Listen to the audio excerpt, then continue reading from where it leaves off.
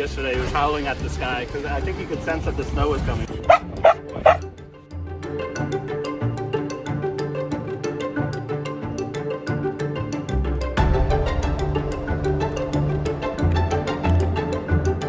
This is a really difficult storm, guys, because A, we don't have a ton of cold air. We are going to see the types of snow change throughout the storm.